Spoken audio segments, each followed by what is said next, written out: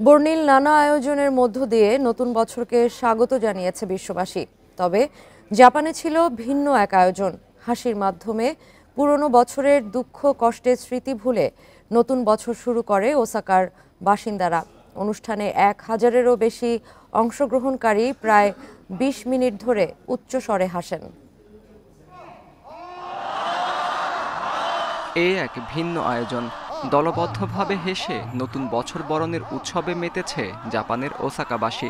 শহরটির স্থানীয় উপাসনালয়ে হাসির অনুষ্ঠানে অংশগ্রহণ করছে 1000-এরও বেশি স্থানীয় ও পর্যটকরা।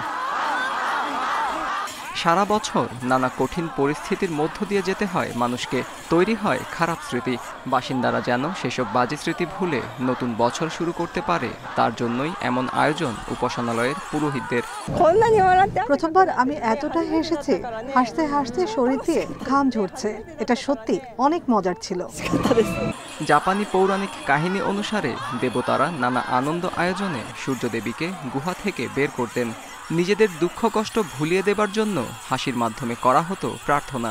ধারণা করা হয় সেই ধর্মবিশ্বাস থেকেই এখনও এমন উৎসবমুখর আয়োজন চলছে দেশটিতে।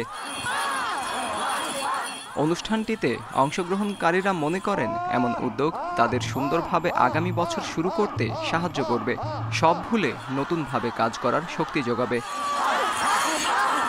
আত্মজ রহমান, ইন্ডিপেন্ডেন্ট নিউজ।